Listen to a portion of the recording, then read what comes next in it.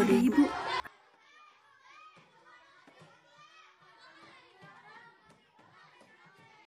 Sebelum mulai pembelajaran, kita berdoa dulu. Silakan ketua kelasnya pimpin doa. Sebelum belajar, marilah kita berdoa dalam hati. Berdoa mulai. Berdoa selesai. Kita absen dulu ya.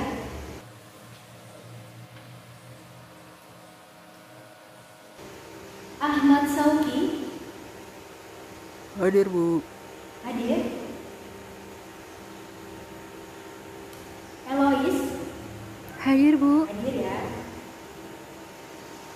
Mikaela Fernandez Izin dia, Bu. Iya, Bu. Izin dia, Bu. izin kemana? Nggak tahu, Bu. Ada suratnya? Kurang tahu, Ibu, soalnya nggak ada suratnya juga. Aditya Khairi Hadir selalu. sudah absen.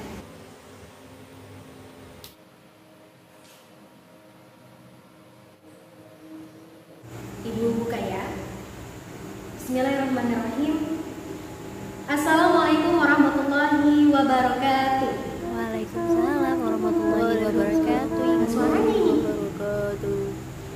Ibu ulang ya.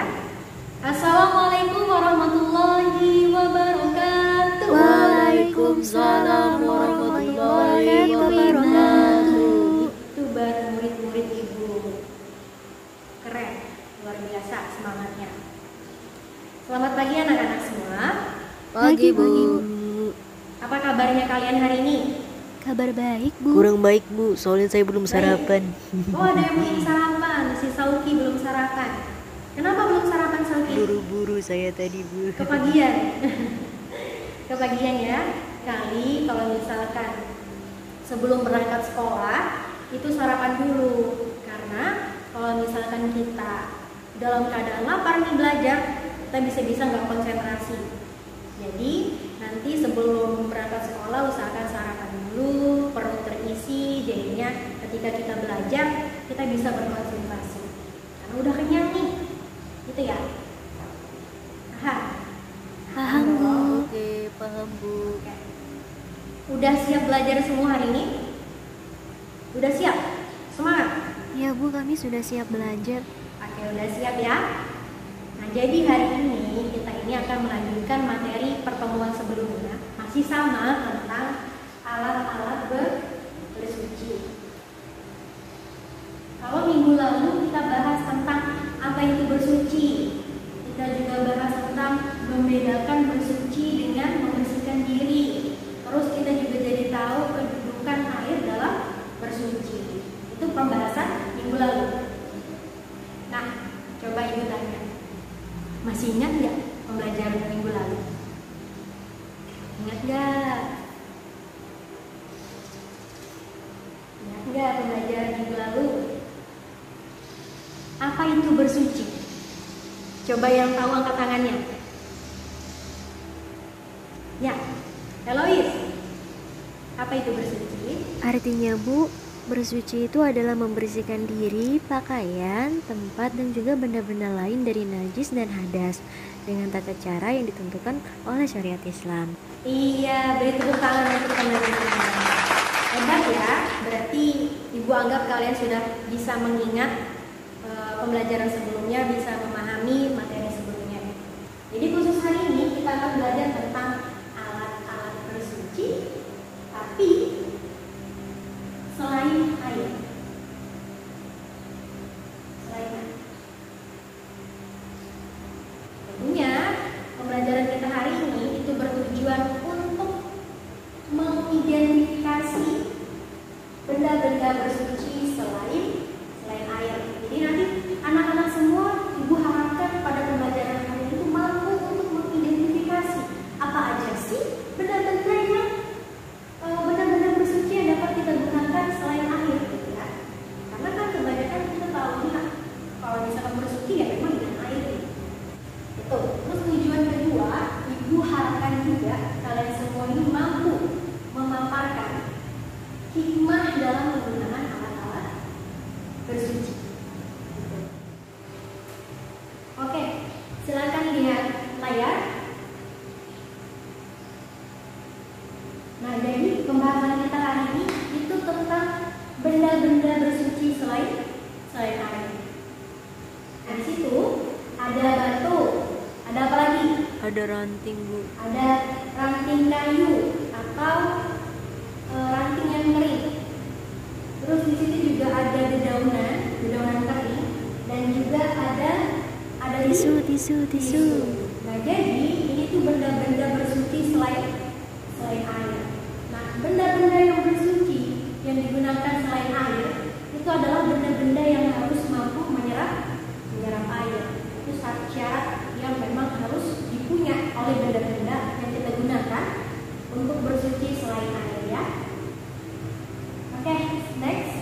Nah, pertama yang kita bahas ini penggunaan batu ya sebagai alat bersuci. Nah, batu sendiri ketika kita ingin menggunakan sebagai alat bersuci itu pun harus memenuhi syarat. Ada syarat-syarat tertentu yang harus kita lakukan untuk dapat menggunakan batu sebagai alat bersuci. Untuk apa? Agar batu yang kita gunakan ini memang benar-benar dapat membersihkan dan juga dapat mensucikan. Gitu ya? Iya, Bu, Paham sampai paham. sini? Nah, jadi syarat-syarat bersuci selain batu, yang pertama itu adalah menggunakan 3 buah batu. Jadi 3 buah batu ini digunakan sebagai alat bersuci. Nah, terus bagaimana Bu kalau misalkan kita tidak menemukan 3 buah batu? Bisa dengan cara menggunakan 1 batu tapi memiliki 3 sisi. Kayak gini ya. Sisi kanan, sisi kiri, sisi bawah. Jadi ya dia punya 3 sisi. Jadi ya, syarat yang kedua, batu yang digunakan itu harus dapat membersihkan. Ya tentu loh ya. Masa kita tujuannya ini mau mensucikan dari kotoran atau najis, tapi batunya pun nggak bisa membersihkan. Jadi untuk apa gunanya? Maka syarat yang kedua adalah batu yang kita gunakan ini memang benar-benar batu yang dapat membersihkan. Ya. Terus syarat yang ketiga, belum mengering. Belum mengering di sini artinya kotoran atau misalkan anak-anak semua ini lagi buang air kecil atau buang air besar. Nah, kotoran-kotoran yang seperti itu jangan sampai kering. Karena kalau sudah sampai kering, kotoran itu akan sulit untuk dibersihkan. Makanya syarat yang ketiga ini memang kotoran itu harus belum mengering. Paham? Paham ya? Atau ibu kecepatan? Enggak, Bu. Enggak. Enggak ya? Oke, syarat yang keempat. Syarat yang keempat, belum berpindah. Jadi syarat yang keempat ini, kotoran-kotoran yang mau kita bersihkan atau yang mau kita sucikan itu belum pindah kemana-mana, tidak kemana-mana, tidak tercecer kemana-mana. Artinya dia kotorannya masih di tempat semula. Karena kalau misalnya sampai tercecer, ini akan sulit untuk dibersihkan. Ya. Oke, lanjut tadi 4. Sekarang yang tidak bercampur. Artinya kotoran misalnya kita mau buang, misalkan anak-anak mau lagi buang air kecil. Nah, kotorannya ini itu kalau bisa tidak bercampur dengan kotoran buang air besar. Jadi tidak bercampur ini kotorannya. Itu syarat yang kelima. Jadi kotorannya tidak bercampur. Next, selanjutnya tidak meluber. Ini sama seperti halnya dengan tidak berpindah.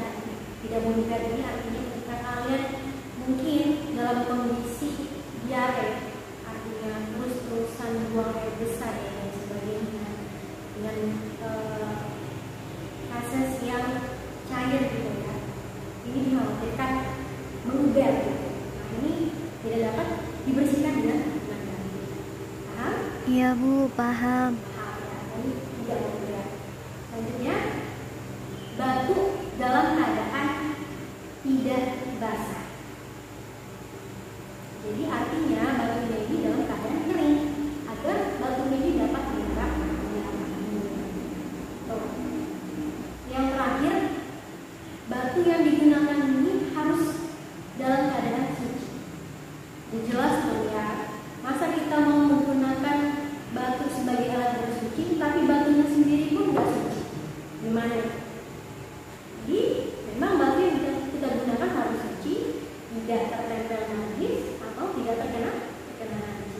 Nah, itu tadi 8 syarat bersuci dengan batu. Masih semangat nggak semuanya? Masih Bu, masih Bu. Masih dong, ya. Kalau gitu Ibu kasih semangat dulu. Ikutin Ibu. Kalau nanti Ibu bilang begini, tepuk semangat, semangat,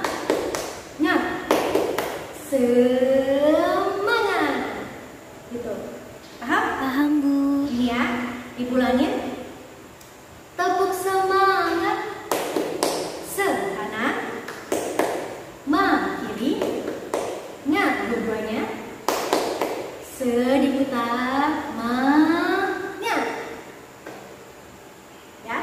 Ayo coba sama-sama. Tepuk semangat,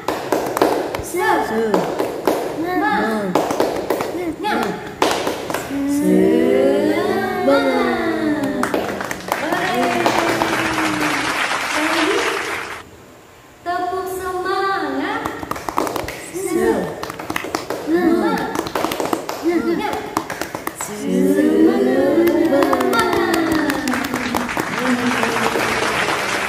udah semangat?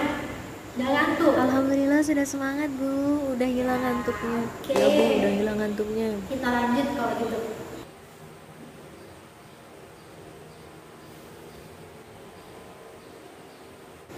Sekarang kita masuk ke pembahasan kita yang kedua. Itu tentang hikmah dalam penggunaan alat-alat bersuci. Ada 2 hikmah. Yang pertama, bersuci dan menjaga kelangsungan hidup manusia. Jadi, tentu dengan mengetahui hal bersuci, kita jadi pandai dalam memanfaatkan penggunaan air sesuai dengan fungsinya dan sebagaimana mestinya. Nah, kita tuh sering melihat orang-orang banyak menggunakan air secara berlebihan. Sering juga kita temuin di masjid atau di musola itu ada keran yang terbuka sehingga airnya itu dibuang sia-sia. Maka padahal manusia itu hidupnya sangat membutuhkan air, tidak lepas oleh air. Nah, ketika kita paham tentang ilmunya, tentang penggunaan alat-alat bersuci, kita jadinya mau memanfaatkan sebaik mungkin sehingga akan terjaga kelangsungan hidup manusia. Semuanya bisa imbang, makanya hidup bisa terjadi. Itu hikmah pertama. Hikmah kedua tidak jauh berbeda, yaitu bersuci dan menjaga kelangsungan hidup ekosistem. Nah, ketika menggunakan air bersih untuk bersuci dengan tidak boros, ini menjadi bagian dari kepedulian kita terhadap lingkungan. Ini kan termasuk dalam namanya menjaga ekosistem. Karena keberlangsungan hidup manusia itu panjang, kita butuh air, asalkan air bersih dan baik. Maka itu dari sekarang kita menggunakannya memang harus bijak dalam penggunaannya. Ketika kita tahu dalam penggunaan alat-alat bersuci, bagaimana kita menerapkannya dalam kehidupan kita sehari-hari, tentu ini akan membantu kita dalam menjaga kelangsungan hidup ekosistem maupun manusia tadi. Sampai sini paham? Ya. Jadi ada 2 hikmah tadi, menjaga kelangsungan hidup manusia dan juga hidup ekosistem. Sampai sini ada yang ditanyakan? Apa paham semua sudah? Ya, silakan Elois. Izin bertanya Bu, bagaimana kalau misalkan saya nggak dapat 3 buah batu buat bersuci, jadinya saya harus gimana? Nah, tadi sudah Ibu jelaskan, tapi nggak apa-apa, diulang lagi lebih terus. Ya, jadi kalau misalkan kita nggak dapat 3 buah batu sebagai alat bersuci, kita bisa menggunakan 1 batu tapi memiliki 3 sisi. Ada 3 sisi ya? Ya, itu jawabannya. Ya, sama-sama. Yang lain? Ya, Khairi. Saya mau tanya Bu, kalau misalkan sudah menggunakan 3 buah batu tapi kotoran masih menempel gimana? Kalau misalkan sudah menggunakan 3 batu tapi masih menempel kotorannya,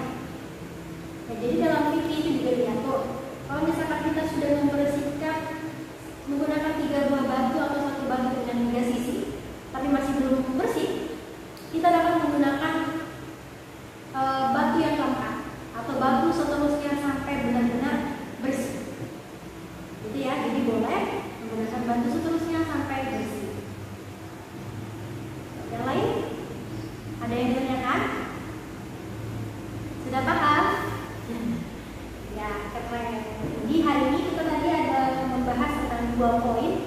Yang pertama, benda-benda bersuci selain air dan batu. Yang kedua, kita membahas tentang hikmah. Oke. Pertemuan minggu depan kita ujian atau ulangan harian. Jadi kurasa kalian sudah siap minggu depan untuk ulangan harian di bab alat-alat bersuci ini. Waktunya sudah mau habis juga. Jadi sebelum kita ada baiknya kita berdoa dulu. Silakan untuk ketua kelasnya pimpin doanya. Marilah kita mengakhiri pembelajaran hari ini dengan berdoa. Berdoa mulai. Berdoa selesai. Oke, ingat minggu depan kita ulangan harian 5 soal. Oke, sampai sini dulu pertemuan kita. Sampai berjumpa di ulangan harian minggu depan. Jumpa. Searching for something that ain't lost.